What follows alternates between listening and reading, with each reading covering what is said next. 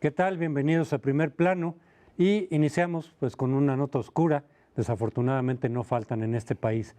Y nos referimos en todo caso a los varios linchamientos que ha habido en los últimos días.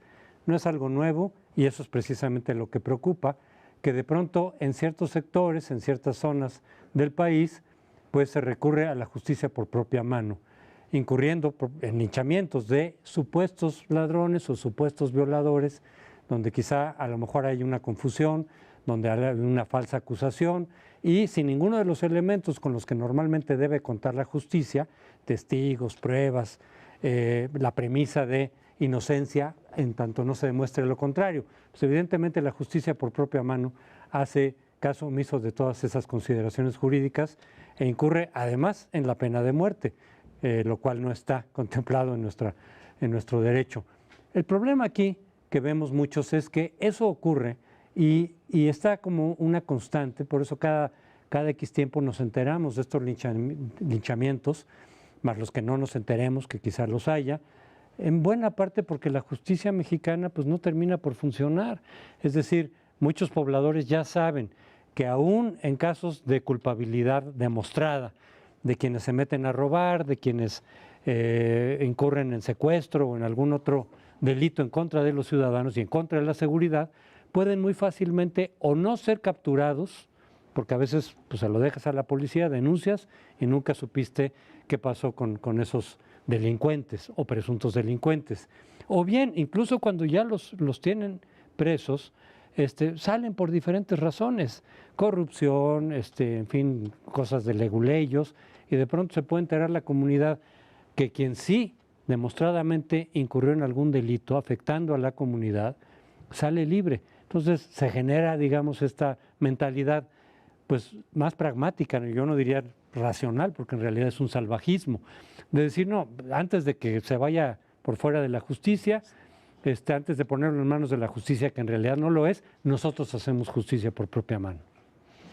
Pues recordando alguna frase del presidente que hablaba del estado de ánimo, atribuyendo al estado de ánimo una cierta circunstancia, que fue, por cierto, bastante criticado, no podemos dejar de ver que hay un estado de ánimo en la sociedad que sí está teniendo una gran irritación, un gran disgusto por diversas cosas, por el funcionamiento de la economía que va mal, por la cuestión del tránsito que está en la ciudad terrible, la contaminación que está haciendo estragos, las manifestaciones que van una y otra vez a impedir muchas de las actividades que ciudadanos que tienen los mismos derechos de los manifestantes no pueden cumplir.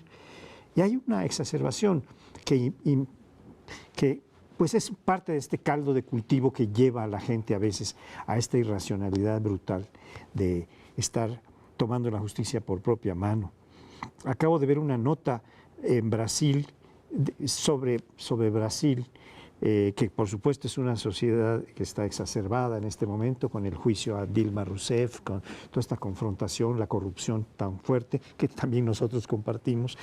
Y entró una banda y violaron 33 varones a una muchacha de una manera brutal. Eso no es justicia por propia mano, pero habla de esta irritación y de esta que produce esta violación masiva.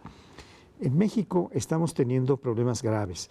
En Tamaulipas es algo brutal lo que está pasando. Ahora, afortunadamente, pudieron devolver a este muchacho futbolista que tuvieron detenido por 24 horas, pero también estamos teniendo actos que producen una enorme irritación. Cuando toman a un ídolo, como es este futbolista, Pulido creo que se apellida, ¿no? Pues provoca más porque es una gente conocida. Claro. Este es el tipo de cosas que estamos viendo en estos días. Sí, es absolutamente desconcertante. Yo veo 3 capítulos. Uno es el del desencanto, como mucha gente dice, oiga, yo esperaba que este país iba a cambiar con la democracia y todo lo demás, y no cambia. Después viene el del mal humor social, que hablaba el presidente, y después viene la rabia, ¿no? La rabia ya la comentó Crespo perfectamente, y es eso que se expresa en linchamientos, como el caso de Teotihuacán. vean. Me quedo en el mal humor social y me he dedicado a revisar por qué razón estamos tan enojados o por qué la gente puede estar ciertamente tan molesta con lo que hoy tenemos, y creo que la respuesta nos la da el INEGI. No sé si le echaron un vistazo a la encuesta esta de servicios gubernamentales, en donde, bueno, pues si tú ves en términos generales, se compara el 13 con el 15, o sea, tienes un par de años para comparar. Prácticamente todos los servicios públicos, compañeros, prácticamente todos se han deteriorado en este país. Y al mismo tiempo tienes un incremento de los impuestos. Te dice, por ejemplo, que hay que ponerle un impuesto al refresco porque tenemos un problema de obesidad, y solo el 20 y tantos % de los encuestados dicen tener un agua potable en condiciones. Solo el 20 y tantos %. Cuando le preguntas a la gente, oiga, ¿y cómo está el sistema de salud? Andábamos en 50 y tantos % de satisfacción y hemos bajado a 38. Cuando le preguntas a la gente, oiga, ¿y cómo están las banquetas y las avenidas de su casa, de su colonia, de su ciudad? La gente te dice en un 20% que están razonablemente bien. Le preguntas a los que vuelan en aviones, te dicen, pues es que no hay avión, no hay aeropuerto que funcione apropiadamente, particularmente el de la capital. Y hoy veía el artículo de Diego Fernández de Ceballos en Milenio diciendo, oiga, sale uno por la México Querétaro y puede estar 7 horas esperando. ¿Qué quiero decir con esto? Que la gente dice, oiga, yo pago más. Y es verdad que hay más impuestos que nunca y el Estado mexicano ha cobrado, y en cambio los servicios públicos en general se deterioran. Sí, pero no hay nivel, puedes decir, es que el nivel local lo está haciendo de maravilla y el federal me da malos servicios. O sea, el deterioro nos lo da INEGI como si fuera una radiografía. A ver, señores analistas políticos, la gente, o sea, más allá de cómo funciona el sistema político, administrativamente este país cada vez nos da peores servicios. Entonces, bueno, veo en el capítulo de la rabia, no agrego nada a lo que tú dijiste. En el mal humor social, yo creo que ahí está el problema. Sí, pero en este caso está vinculado además con el mal funcionamiento de la justicia, que es otra de las asignaturas pendientes de la democratización. Algo de lo que se esperaba con la democracia era la alternancia, pero que la alternancia que sí se ha dado tuviera algún significado, pero también que el sistema de justicia cobrara no solo más autonomía, que sí la ha cobrado en el caso de la Suprema Corte, sino realmente un mejor funcionamiento en términos de aplicar la justicia. Y eso es lo que no se ha dado, y por eso muchos grupos de pronto sociales o regiones o pueblos se sienten con la justificación de incurrir en la justicia por propia mano, donde además a veces incluso quien quiere, de la parte de la justicia, quien quiere proteger, digamos, a los presuntos delincuentes, pues pasó en Puebla el día de ayer o antier. Uno de los que ya estaban linchando, que querían linchar por presunto delincuente, lo sube un policía a la patrulla para protegerlo, para ponerlo en manos de la justicia, y salen unos balazos del propio pueblo levantado, matan al policía. Y entonces también decir, los miembros de la justicia o del aparato estatal se van a arriesgar pues, su propia vida en aras de salvar, digamos, del linchamiento. Entonces, ese tipo de situaciones que luego no se aplica tampoco castigo a quienes incurrieron en el linchamiento, muchas veces queda en impunidad. Es decir, el pueblo levantado, pues ¿quién fue? Pues Fuente Ovejuna, y entonces no hay ningún castigo, lo cual alienta que se siga incurriendo en ello. Pero algo que me preocupa también en términos de la impartición de justicia es lo siguiente: algunos defensores de derechos humanos y organismos de derechos humanos han insistido, por buenas razones, pero cayendo, me parece a mí, en un extremo, en que cuando no hay el debido proceso se libere a quien incluso quizá haya estado demostrado ya como culpable, y que se le dé incluso una compensación económica. ¿Qué me preocupa? Que está bien, cuando no hay debido proceso, debe de reponerse el proceso, y que las pruebas que se hayan aportado a partir de un proceso mal hecho, pues desaparecen y solamente queden las pruebas. Pero lo que ha sucedido en más de una ocasión es que en lugar de reponer el proceso, se le declara ya libre a alguien que quizá ya estaba demostrado como culpable, con pruebas que son independientes del proceso mismo, es decir, no derivadas de un mal proceso, sino que no son... es fácil. No. Pero, y otra cosa que me preocupa más, con esto termino, que se pide una compensación económica para ellos, y una parte de eso se lo quedan los defensores de los derechos humanos. Es lo que se ha dicho, no me consta, pero hay muchas acusaciones y señalamientos en ese sentido. Y entonces uno dice, pues es el moche. Y entonces, ¿cuál es la motivación de los defensores de ese tipo de derechos humanos? de veras la protección de derechos humanos o que se van a quedar con una parte de la compensación económica, como si fueran abogados. Sí, yo creo que es cierto todo esto que planteas en relación con la justicia y con el Poder Judicial, con esta excepción que has hecho de la Suprema Corte, en donde en términos generales no hay corrupción, puede uno estar o no de acuerdo con algunas resoluciones, pero en general hablamos de una Suprema Corte cuyos ministros son bastante probos. Pero a nivel de jueces de distrito, de tribunales de circuito, hay unas corrupciones pavorosas. Pero no es solo el Poder Judicial. En el Poder Legislativo, miren lo que está pasando. Las leyes que tenían obligación constitucional, que el mismo Congreso se puso, venció y no cumplieron con sus cosas. Están alegando ahora que no van a aprobar lo que el mismo PRI propuso. Ahora el PRI está diciendo que es la aprobación de la marihuana para usos Medicinales. Sí, medicinales. Pues no la van a hacer antes de las elecciones, porque claro, como ellos van a impulsar esto, no quieren que los que están en contra aún de lo medicinal... Que tenga un costo electoral. Sí, pero además lo declararon ayer clarísimamente, ¿no? Y el Ejecutivo, bueno, ya lo tratamos, también está teniendo una insuficiencia, una incapacidad, una falta en los servicios que presta, en la construcción no solo de obra pública, con todos estos conflictos de interés que se han estado revelando, la OHL, todas estas empresas que han tenido pues un privilegio. Todo esto es un conjunto de causas que realmente explica por qué la ciudadanía, en términos generales, está irritada, ¿no? Sí, yo creo que está más o menos claro como lo dibujan ustedes. En un sistema ideal, un sistema político recibe legitimidad y a cambio da servicio. Nosotros tenemos una caja negra en donde tienes ni enormes servicios, ni cantidades obras públicas. Además son chambones, o sea, son incapaces de darnos agua potable, es decir, poder tener en cualquier espacio público la posibilidad de acceder al agua potable. Ya no pienso en las escuelas, o sea, buena parte de este impuesto que nos dijeron que nos iban a cobrar era precisamente para dotar de bebederos a las escuelas. Y por todo eso no se cumple y la gente dice, oiga, yo vivo en un país en donde cada vez están peor los servicios, pero me atengo a lo que decía Crespo de la justicia. A ver, el 90 y tantos % no denuncia los delitos. Y la propia encuesta del INEGI a la que aludía dice, a ver, cuando la gente se acerca a la policía a pedir su ayuda, ¿qué le dicen? Corrupción, el 55% que ha tenido contacto con la policía tiene algún, ¿cómo se llama?, acto de corrupción. Sí. Procuradurías, cuando vas a presentar una queja. Y el tema de apertura de un negocio. Entonces el Estado mexicano podría decir, no puedo dar ni hago funcionar las carreteras, ni funcionan los servicios de ¿cómo se llama?, de salud. Todo lo demás lo hago de maravilla. Y dice uno, oiga, pues si cobra usted impuestos como si fuera Finlandia y da unos servicios... A ver, lo subrayo claramente, que empeoran. O sea, no es que tengamos una crisis de expectativas, funcionaban mejor hace 2 años y entonces pues tienes esta sensación como de impotencia frente a un Estado que lo único que hace es cobrarte. ¿Eso sí lo hacen bien? Sí, ese precisamente el indicador de poca gente, muy poca gente que denuncia los delitos de los que es víctima, es también reflejo de esa falta de confianza en la justicia y en los sistemas del Estado. Es una cara más amable, desde luego, que la justicia por propia mano, pero que están reflejando más o menos lo mismo. Es perder el tiempo, si no es que meterte en algún lío. Y porque a veces las policías son cómplices también de los delitos. Vas a ratificar. O te piden luego pérdida de tiempo y a veces de recursos. Entonces sale uno como perdiendo con muy pocas probabilidades de que de veras atrapen a quien se metió en tu casa o a quien te robó el coche o lo que sea.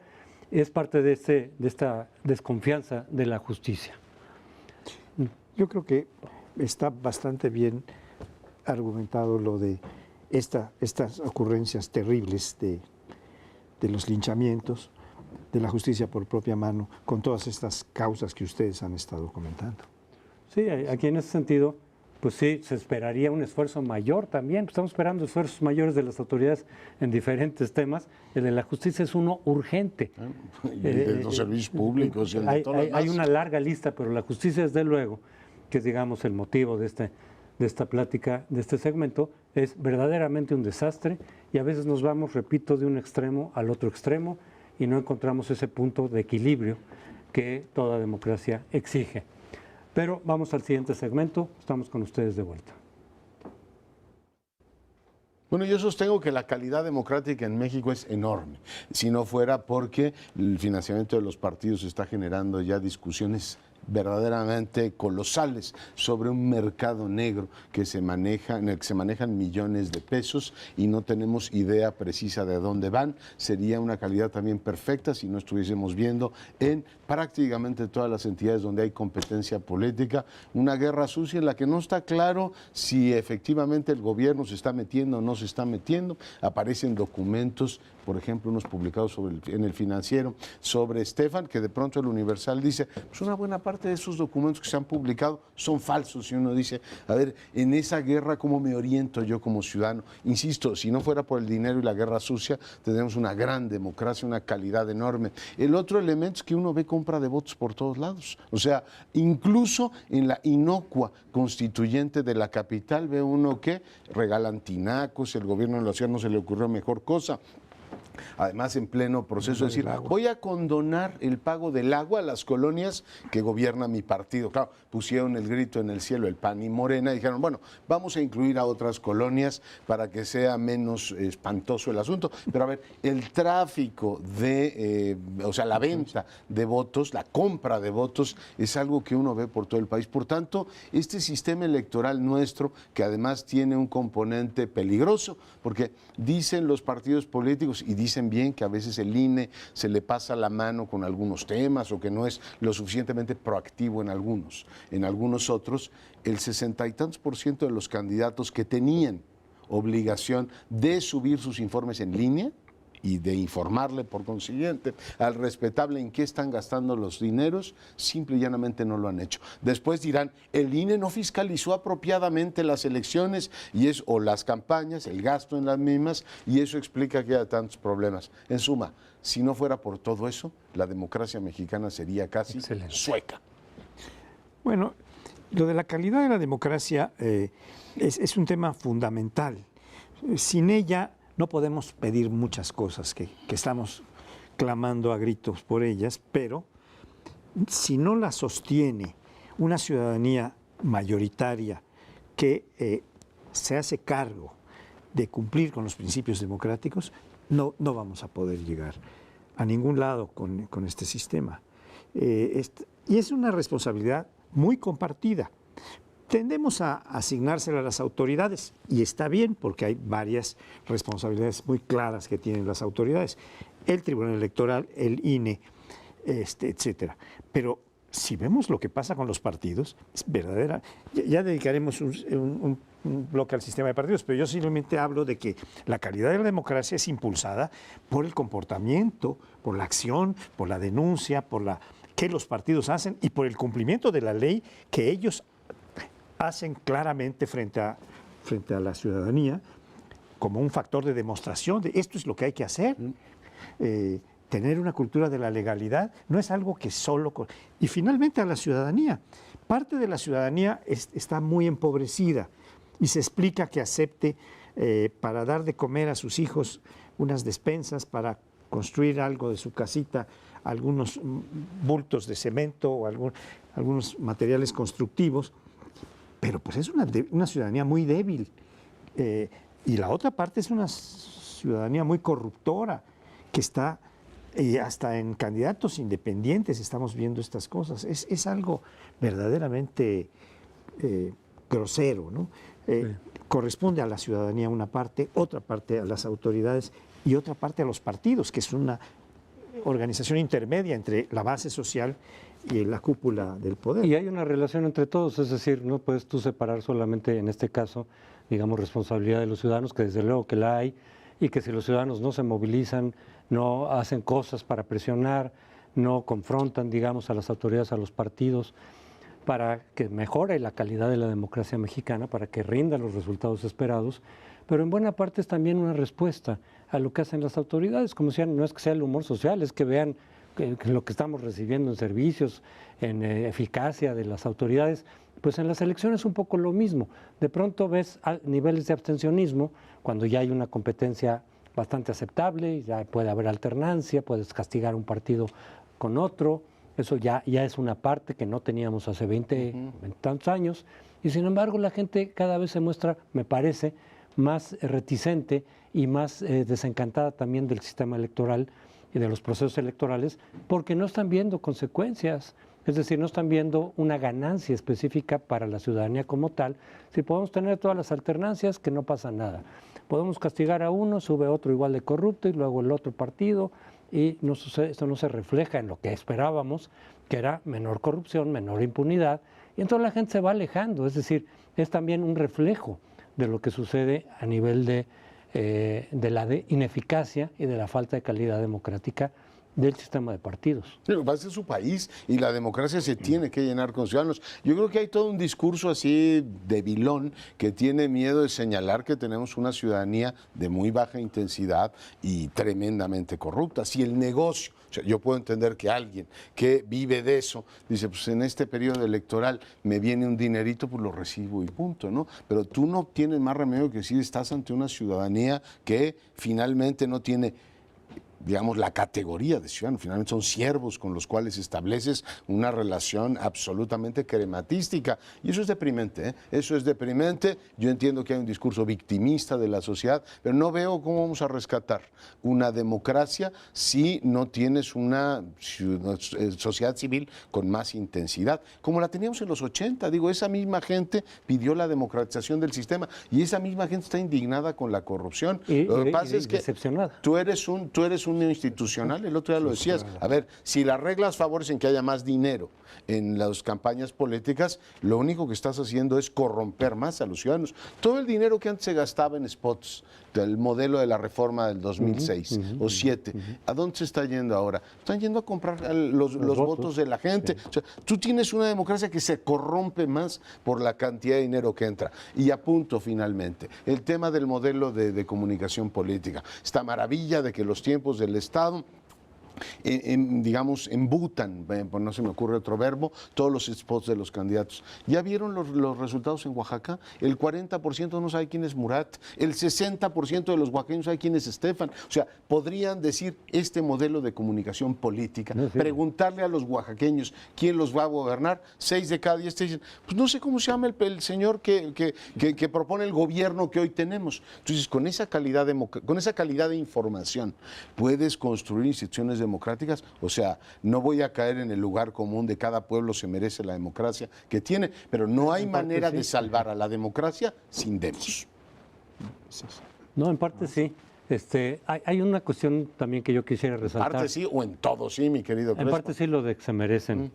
Los gobiernos que se merecen. O sea, no podemos, un pueblo que no se quiere salvar tampoco. Así es, por eso efectivamente si los ciudadanos no hacen de pronto lo que se requiere, y muchas veces no lo hacen, pues entonces tienes lo que recibes. En fin, repito, es una como interacción entre la parte de autoridades y gobierno y partidos y por otro los ciudadanos. Pero por ejemplo hay una cuestión también que quisiera resaltar en el balance de lo que tenemos. Compra de votos, trampas de los partidos. Los partidos, sobre todo quienes resultan perdedores en elecciones, sobre todo presidenciales, tratan de modificar y logran modificar las reglas del juego a partir de lo que ellos consideraron que fueron faltas que fueron determinantes en el resultado. Entonces, en cada elección dicen, a mí me ganó por trampas, por esta y esta razón, vamos a regularlo. Y quieren ponerse muy exigentes. Si se ponen muy exigentes en la ley, entonces dicen, quien rebase los presupuestos, se anula la elección. Quienes incurran en esto, entonces es delito electoral y se le tiene que sancionar hasta con cárcel. Quien haga esto otro, entonces vienen sanciones fuertes. Pierde el registro, por ejemplo. Aquí, ante tales cosas, puede perder el registro un partido o un candidato. Y luego las autoridades, o sea, los partidos expresan en las leyes una voluntad de rigor fuerte, de castigo fuerte, de ser muy estrictos. Fiscalización de gastos electorales. Pero la fiscalización. Y luego las autoridades, a veces el INE y sobre todo el tribunal, son muy blandos a la hora de interpretar la ley y aplicarla. Y entonces todo ese rigor que querían los partidos aplicar, lo ablandan. Cancelan las 62 no ha cumplido. ¿Les quitamos el registro a los que no han cumplido? Pues en principio, eso es lo que los partidos querían. Eso es lo que está en la ley. La ley está muy clara. Quiere decir que el legislador, como dicen ellos, el legislador quería un rigor para que nadie se saliera del huacal. Las autoridades, con criterios distintos, discutibles desde luego, aflojan Y entonces los partidos dicen, bueno, pues entonces vamos a hacerle por ahí. Si a un partido que se le iba a quitar el registro por todas las trampas que había hecho sistemáticas, se le perdona por razones de ese tipo, pues entonces todos los partidos a la siguiente elección, que es lo que estamos viendo en esta, respecto del año pasado, están haciendo más o menos parecido. Un factor que se dijo en un momento, en un cierto momento, traería mayor calidad a nuestra democracia era el predominio del financiamiento público sobre el privado para evitar que entrara el dinero del crimen organizado en primer lugar y cualquier otro financiamiento espurio que se está sacando, porque todo depende. Y también se dijo que en otro cierto momento, más adelante, que habíamos llegado a extremos muy altos de gasto en los partidos y en los procesos electorales, al orden de 12, 13 mil o 18 mil millones de pesos para un año electoral, como el presidencial pasado, y lo que ha venido es subiendo el costo progresivamente, a pesar de que se había dicho que no. Pero este gasto que es terrible, cuando estamos teniendo hospitales sin camas suficientes para atender, escuelas que no pueden aceptar, rechazados en las universidades, etcétera, porque no está habiendo los recursos para las actividades fundamentales del desarrollo humano, como son la educación, la salud, la alimentación, el transporte, la vivienda, etcétera, pues estamos gastando en los partidos políticos más que muchos países muy ricos. Bueno, esto es parte de la falta de... Y con resultados deplorables. Una de las democracias más caras y además desahuciada, porque tenemos un modelo de financiamiento del público altísimo, lo que acá estoy de escribir, pero además tienes un mercado paralelo, o sea, nadie se cree esto de los topes de campaña, y si no reportan los candidatos, me estoy refiriendo no a las elecciones del 12 ni a las del 6, me estoy refiriendo a las de este año. El INE está diciendo, a ver, estos señores que pidieron que el caso Monex había puesto, y tienen toda la razón en haberlo puesto, son los que pusieron esta regla, pidieron que se pusieran estas reglas. Ahora, ¿las están cumpliendo ellos? No las cumple el PRI, no las cumple el PAN, no las cumple el Verde, no las cumple Morena, no les gusta el PRD, y dicen después, hay que quitarle el registro al Verde. Y yo les pregunto, si hay que quitarle el registro al Verde, claramente, pero ¿y todos los demás cumplen con esa parte? ¿Podrían todos los candidatos decirnos que no han rebasado los topes de campaña desde el PES hasta el partido que quieran? Tienes lo peor de los dos mundos, mucho dinero público y una cantidad de dinero, un mercado negro de dinero privado que va desde las constructores y los grandes poderes económicos hasta el crimen organizado. En Tamaulipas, en Quintana Roo, ha habido ya señalamientos de que ese dinero ha entrado. Por tanto, sí urge que nos replanteemos ese tema del dinero y el tema de la comunicación política, porque esto es un desastre.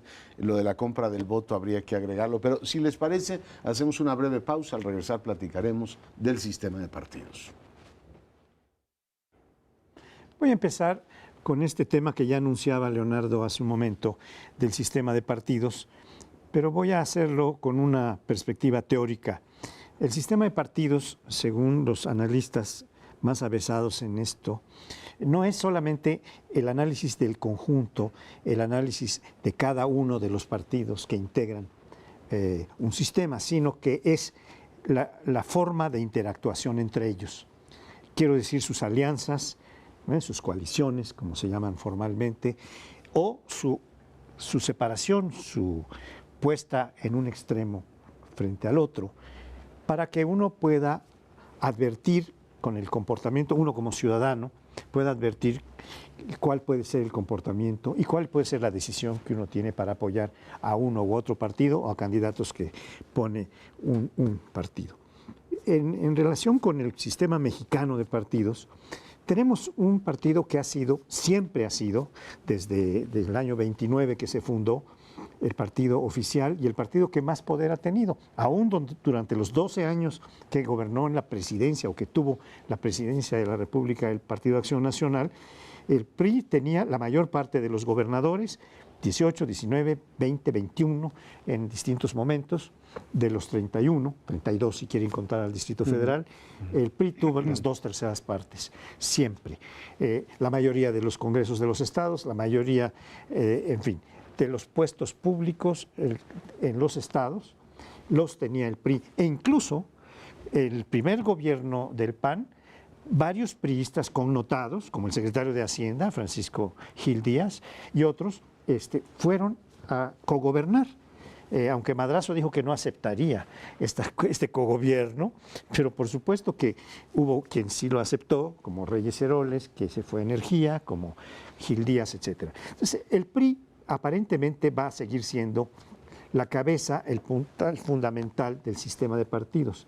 O están con él o están contra él, pero él tiene la mayor parte del poder y así lo mantendrá. No tal vez con el pronóstico que hacía su actual dirigente, Manlio Fabio Beltrones, en el sentido de que iban a ganar 9 de las 12 gubernaturas que están en juego el próximo 5 de junio. Pero tal vez van a ganar 7 u 8. Hay duda. En parte creo que eso se explica, desde luego porque fue el partido hegemónico durante 70 años, pero es el único partido nacional, el PRI. El PAN es fuerte en algunos estados, el PRD lo es en otros estados, ahora disputando con Morena, y solo muy pocos estados están los tres compitiendo, muy pocos. En Morelos, que ha cubierto toda la gama, Tlaxcala, en realidad casi en todos lados es bipartidismo, PRI contra el PAN o PRI contra la izquierda, y por eso hace que a final de cuentas el PRI sea siempre uno de los partidos que están contendiendo por el poder. A veces lo pierde y luego lo recupera. Incluso cuando te sale mal un gobierno que llegó de la oposición y te desencanta, que esa es la norma, pues ¿a quién regresan? Pues no tienen más que regresar al PRI porque no hay otra opción. Tiene algo de asombroso que haya mantenido todo este tiempo esa enorme vitalidad, porque esta conversión la pudimos haber tenido en los 90 y más o menos teníamos la misma configuración y no han cambiado demasiado las cosas. Hay estados como Chihuahua que son un poco extraños, ¿no? O Sinaloa, que pierde brutalmente competitividad en estas elecciones. Pero a ver, sistema tal como está. Tienes un revolucionario institucional que es el partido mayoritario, o sea, un partido dominante en el sistema. Aliado con el Verde. Oye, con 4, no solo el Verde. Con el Verde, con Panal, el PES y el PT, que ha sido salinista, obradorista y ahora osorista. Cuando ha tenido sus distintas épocas, desde algún lado lo ven bien, desde otro no. Pero sí es llamativo que es un PRI ya de 20 y tantos que vuelve al sistema de los partidos paraestatales, como en la vieja época del PAN, el PPS y todo eso. Y con eso legitima algunas decisiones. Un PAN que se pone, digamos, o se ubica más o menos en el segundo plano de la política nacional, tratando de articular una coalición entre más conservadores y más liberales. 7 gobernadores van jugando con el PRD. Con el PRD, y bueno, dentro de la misma bancada panista tienes gente que es más liberal con el tema de la marihuana, con gente que no, es decir, pero más o menos así está el espectro. Y claramente, pues el Partido de la Revolución Democrática, que fue la estrella, el sol azteca de los 80, pues hoy va en ana amarilla, y claramente Morena se está perfilando como el tercer partido de México en todas las entidades, en aquellas donde no gobierna, como es el caso de Veracruz, ya claramente ocupado el espectro de la izquierda, y en el caso de la Ciudad de México, la encuesta reciente del Financiero indica que se llevaría 2-1 la constituyente aquí en la capital de la República. Por tanto, tienes una reconfiguración en el campo de la izquierda, una reconfiguración en un priismo que se vuelve así como un partido basado en sus propias clientelas más sus 4 partidos. A mí lo que me preocupa enormemente, y lo dejo sobre la mesa para concluir, es que ese PRI con 20 y tantos % no gobierna. O sea, hoy tenemos un presidente Peña que es mayoritario, o sea, tiene mayoría en San Lázaro, y sin embargo no pueden desplazar los grandes temas de la agenda nacional. Por tanto, estamos ante la paradoja de que una cosa es ganar, y el PRI puede ganar muchas elecciones, y otra cosa es tener el desastre que tienen en Tamaulipas, donde, como decías tú al principio del programa, le secuestran a un futbolista famoso. O sea, a ese nivel de descontrol ha llegado efectivamente el gobierno en estados que han sido absolutamente mayoritarios. Es cierto que estamos volviendo en alguna medida, Leonardo, como lo presentas, al viejo sistema de los partidos paraestatales. Pero ese sistema de los partidos paraestatales era con un PRI absolutamente dominante que, para efectos de legitimidad, de tener mayor apoyo y reconocimiento, sobre todo internacional, se aliaba con el PPS, con el PAN, y tenía un mismo candidato presidencial de ellos. Ahora estamos en otra circunstancia. Estamos volviendo a los partidos paraestatales que más bien yo tendería a ubicar con una figura que los politólogos que analizan partidos, Katz, Mayer, etcétera, están hablando, que es la figura del partido cártel. El gobierno de tal manera los convida a los bienes estatales y les garantiza que van a tener un beneficio que se forman con el gobierno. Y pues entonces no tenemos unos partidos pujantes, críticos, etcétera, sino partidos que están en la negociación. Pero tenemos otra circunstancia distinta. El PRI ya no puede gobernar solo. La diferencia se las da el Verde, por eso tiene tantas prestaciones o contraprestaciones el Verde.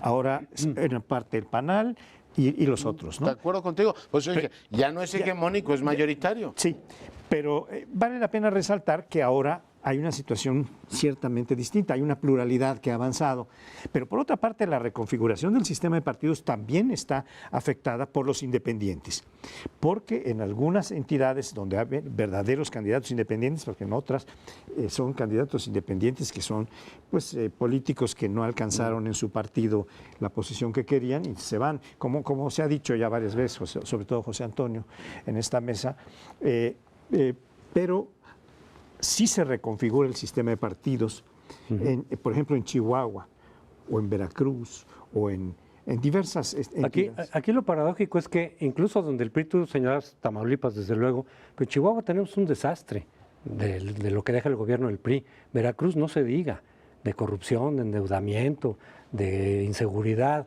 Y sin embargo puede ganar el PRI todavía. En Chihuahua muy probablemente, en Veracruz no está tan claro, pero podría también ganar el PRI ahí a pesar de lo que están dejando. Y ahí de nuevo uno pregunta, bueno, ¿y los electores qué les pasa? Pero tiene que ver también con las opciones que te presentan los demás. Veracruz, pues yo sí entiendo que mucha gente de pronto esté apostando por Morena, sin que sea una opción que a mí me entusiasme demasiado. ¿Por qué? Porque frente al PRI le pones a un candidato que viene del PRI, que tiene sus mismas mañas, que tiene una trayectoria muy oscura por parte del PAN y PRD, pues entonces mucha gente de izquierda, ¿no? De izquierda va a decir, bueno, pues es que me están dando a escoger entre dos opciones muy malas, me voy a la que pareciera Morena menos atacable o menos criticable, digamos, desde el punto de vista de la corrupción, porque su candidato no ha tenido cargos públicos, entre otras Pero razones. digo, más o menos casa. Alejandro Moreno hacía el otro día el ensayo de los cuadrantes. O sea, sí cuesta el que haya un mal gobierno. Hay casos que son atípicos, como es el caso de Tamaulipas, pero de todas maneras está en zona de competitividad por primera vez Tamaulipas. El caso de Chihuahua tiene datos a favor. Los niveles de violencia que tenía hace 6 años, hoy no los tiene y económicamente tiene mejor desempeño. Y además hay un sector que considera que Corral no es una opción para gobernar Chihuahua.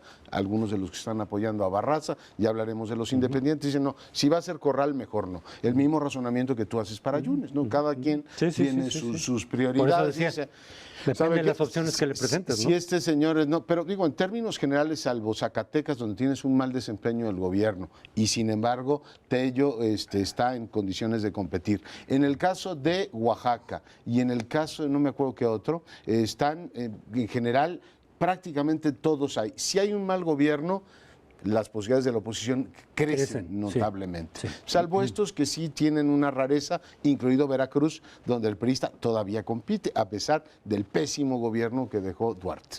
Y otra cuestión que se está especulando, no podemos evitar que así se haga, es si estas elecciones que van a tener lugar el próximo domingo van a tener alguna pista o van a darnos alguna pista de lo que puede pasar en 2018 en la elección presidencial. El mismo presidente Peña Nieto acaba de decir que no, que los resultados de estas elecciones pues, pueden dar algún indicio, pero en general no serán definitivas o determinantes en lo que va a ocurrir en 2018. Se mueven las cosas políticas, trepida el suelo político mucho como para que en 2 años podamos estar haciendo cálculos por lo que pasa el próximo domingo. Pero ciertamente hay algunas cuestiones que siguen un mismo curso o una misma lógica, aunque no sean definitivas.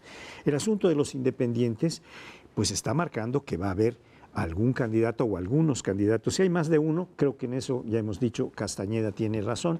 Si es uno solo, va a ser muy competitivo o puede ser muy competitivo. Si son varios, pues sería a placer de los partidos porque dicen, se van a desbaratar y van a significar muy poco, ¿no? Sí. Pero está el tema, pues, de los... Yo sí creo que no determinan Estas elecciones no determinan el 2018, pero sí hay indicadores en los cuales eventualmente tenemos que fijarnos. Una son los independientes, desde luego, otra es no solo cuántas gobernaturas quedan en el PRI, pero puede ser parte, digamos, de un indicador también, y los porcentajes de votos que cada partido puede obtener. Por ejemplo, si Morena queda por arriba del PRD, que es lo más probable, pues entonces Morena se proyecta con mejores posibilidades para el 2000. Si gana una gubernatura, con mayor razón. Bien, pero vamos a seguir sobre el tema electoral desde otro ángulo. No nos deje, vamos al siguiente bloque. Comentábamos en el bloque anterior si las elecciones de este año tendrán alguna consecuencia o son indicador de algo respecto del 18. Yo creo que sí, que hay indicadores por ahí, no determinan, pero sí hay indicadores que hay que ponerles atención, que te pueden ayudar a prefigurar cómo se puede venir el 2018. Y uno de esos elementos son los candidatos sin partido. A mí me gusta más decirles así porque en realidad pueden venir sin partido y con muchos vínculos. Eso se dice del Bronco, que venía con los vínculos de los empresarios. En el caso del Independiente de Chihuahua también claramente es un candidato, digamos, empresarial, que surge de los empresarios. Entonces, así como independientes probablemente no son ninguno. Alguno habrá, pues hay Kumamoto, pero son sin partido. Lo que estamos viendo ahorita, casi ya sin riesgo de fallar, es que los independientes no están llamando la atención del electorado, que lo del Bronco fue más una excepción. Generó desde luego mucho ruido porque se trataba de ganar una gubernatura, pero desde entonces yo insistí el año pasado, decir, oigan, pero en realidad los candidatos sin partido les fue muy mal, ganaron muy poquitos, ganó uno solo diputado federal de veintitantos que eran, uno local que es Kumamoto, uno alcalde de Michoacán, etcétera. Alfaro venía con partido, no era sin partido. Y lo que pasa es que llamó mucho la atención que uno ganara la gubernatura, pero incluso en Nuevo León no ganaron los independientes para diputado local ni para diputado federal. O sea, en realidad no era que los ciudadanos estén apostando a los independientes. El que él gobernó. Ajá. Pero muy pocos, es decir, en realidad de toda la oferta que había de candidatos sin partido, el año pasado ganaron muy poquitos, fueron la excepción, y ahorita estamos viendo que se repite el patrón. Los electores no están viendo en los independientes como un instrumento para presionar y castigar al conjunto de partidos, sino que se están yendo de todas maneras por un partido u otro, pero la mayoría del electorado se está volcando en favor de los partidos. Y yo creo que también hay otro factor que vale la pena tener presente. Los partidos, sobre todo algunos más mañosos, con más experiencia, digamos, como el PRI, está lanzando candidatos independientes de una manera más o menos velada o encubierta, porque hay varios gremios que han lanzado, como el de los bomberos, ¿verdad? Aquí en la Ciudad de México. Bueno, nadie puede pensar que el jefe de bomberos, que es candidato independiente al constituyente del Distrito Federal, es realmente independiente, está muy vinculado al mundo oficial, ¿verdad? Entonces, bueno, pues ahí está otra de las cuestiones que los independientes representan. Hay dos o tres fenómenos de independientes que vale la pena tener presentes. El de Kumamoto menos porque pues es una pequeña diputación local en un mar donde los partidos dominan. Pero hay una cierta seña, aunque tú decías bien que Alfaro va con un partido que es Movimiento Ciudadano, antes fue perredista. Perredista, ¿no? Antes fue perredista. Su alcaldía anterior era del PRD. Del PRD, sí. Fue con el PRD. Sí. Se peleó con Padilla, que es el jefe del PRD en Jalisco, y entonces se pasó a Movimiento Ciudadano. Pero incluso tuvo el apoyo en su candidatura anterior a gobernador de López Obrador, que fue 2 o 3 veces a apoyarlo. Hay una cierta condición de independencia que le permite ganar toda una conurbación. 5 de los 8 municipios conurbados con Guadalajara los gana Alfaro. Ahí hay una cierta acción de la ciudadanía que no es independiente, pero es distinta de la de los otros partidos. Es antisistema, que es otra cosa, es antisistema, ¿no? Porque sí. López Obrador también pues, es antisistema y tiene un partido y ha estado en partido. Y Margarita Zavala, y el jefe de gobierno de la ciudad. Yo creo que esos claramente están dentro del sistema de partidos, o sea, el sistema institucional, fueron electos y utilizaron las maquinarias y las prerrogativas. Yo creo que es injusto, de toda injusticia, comparar la eficiencia de los independientes como si fueran un partido más y decir, no han tenido el brillo que tenían otros. Yo creo que los independientes son una vía para momentos extraordinarios en una entidad, como en su momento ocurrió con el Bronco en Nuevo León, o como está ocurriendo ahora, compañeros, en el caso de Ciudad Juárez, donde tienes un tipo que se llama Cavada, que está empatado con él, y es un municipio muy importante, con el candidato del PRI, que vuelve, ¿no? Murguía. Por tanto, sí tienes en contextos específicos esa posibilidad. Yo lo que discutiría no es si no son un partido, porque me parece abusivo plantearlo así, es como si el sistema institucional dijera, a ver, no funciona bien, a ver, opere usted en la calle y a ver cómo lo hace. Ya ve que tampoco somos tan malos, no. El sistema institucional tiene el monopolio de la representación, tiene el dinero, tiene el acceso a medios, tiene el conocimiento de cómo operar y pedirle a un ciudadano, yo lo vi aquí en la capital, que reuniera 70 y tantas mil firmas sin tener estructura, que lo hiciera en condiciones absolutamente contrarias a lo que se le pide a cualquier ciudadano que diga, oiga, yo estoy interesado y a su en costo. los asuntos públicos, y a su costo, es increíble lo que les han hecho. Por tanto, a pesar de que el sistema político, y la capital es un magnífico ejemplo de cómo le cerraron para el constituyente la posibilidad de pluralidad, a pesar de todo eso los independientes están ahí. Y yo creo, por supuesto, que salvo los más ilusionados, nadie cree que un grupo de independientes va a hacer funcionar esto de maravilla, pero sí dinamizan y abren en contextos específicos y con personalidades específicas una dinámica política en una entidad. Pero yo no hacía una crítica en el sentido de su falta de eficiencia a ellos como candidatos, porque sí es muy difícil desinscribirse, pero ya inscritos, digo, de todas maneras, no, mi crítica en todo caso, o mi señalamiento era respecto de los electores. Si los electores están enojados con los partidos y se abrió una posibilidad para protestar con efectos legales, porque con el voto nulo lo que se decía es no sirve para nada, porque legalmente no sirve para nada.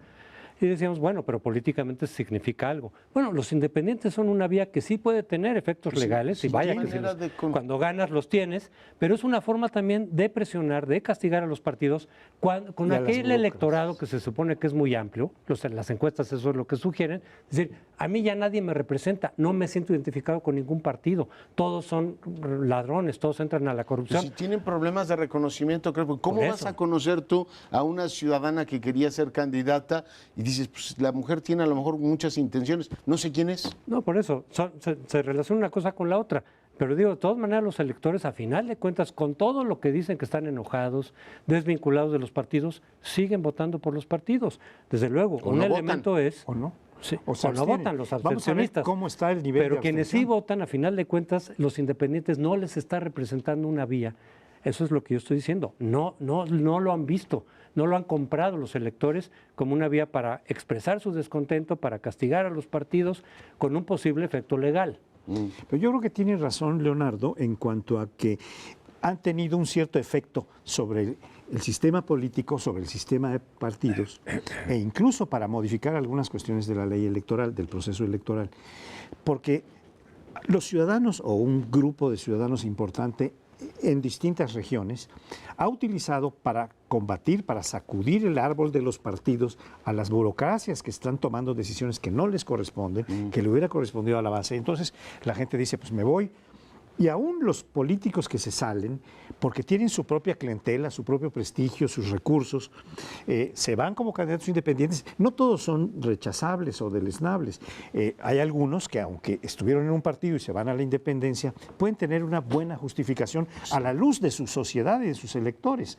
Eso puede ser interesante, no porque vayan a transformar y vayan a hacer esto un sistema muy democrático y muy confiable, pero sí van a sacudir las burocracias, las decisiones autoritarias y arbitrarias que están tomando cada vez más todos los partidos. Y yo los veo bien, las oposiciones sismáticas en este país, desde Cuauhtémoc Cárdenas hasta las más recientes, o sea, salirse del partido oficial. Bueno, desde Vasconcelos. Bueno, desde Vasconcelos, pero digo, de los tiempos modernos. Más recientes. Sí, claramente la oposición sismática ha contribuido. Una buena parte de lo que ha ocurrido en Sinaloa, en Puebla, en Oaxaca, se dio por oposiciones sismáticas. O sea, también avanza hacia un país. A mí lo que me parece claro es que debe haber un piso más parejo. No sabemos cuánto dinero reciben los independientes. Hacer política en este país todavía es un asunto de pertenencia a un club selecto que cada vez la pone más difícil. Y pongo como ejemplo el más cercano, la capital de la República con el constituyente. Bloquearon por todas las vías la posibilidad de que hubiera independientes. Y ahora Crespo, Paoli, vamos a ver cuánta gente vota en el Distrito Federal o en la capital de la República. ¿Para el constituyente? Para el constituyente va a decir, a ver señores, no sé qué mensaje querían recibir vivir, si creen que controlan o que tienen el monopolio de la representación y no lo comparten, o sea, no se hace más plural ese asunto, el sistema se deslegitima. Espero equivocarme y que el proceso sea un éxito, pero a ver si no se deslegitima, pues estamos poniéndole piedras a una tumba que verdaderamente, bueno, antes de tiempo, pero espero francamente que haya una participación amplia y puedan efectivamente decirnos, ya ven, o sea, a pesar de que no hubo una gran pluralidad, el sistema funciona. Sin embargo, va a haber 21 independientes, creo, 22 independientes para la constituyente del Distrito Federal. Pero aquí el problema, sí, estaba muy elevado el umbral. Sin embargo, Y son el jefe de la caja policial. pero hay algunos y el auténticos. tribunal enmendó al instituto. Hay otros políticos que se han salido de partidos, Eso. pero hay algunos ciudadanos también completamente También los independientes. Yo creo que el problema con la Ciudad de México es más bien que no llamó o que no está llamando, no está entusiasmando a los ciudadanos. O sea, no la han comprado El los constituyente ciudadanos. mismo, no es atractivo. Pero yo quería comentar solamente algo que ya has señalado. Los independientes, y tú también, como una posibilidad para romper y fragmentar el voto y que los partidos más grandes tengan más posibilidades de triunfo.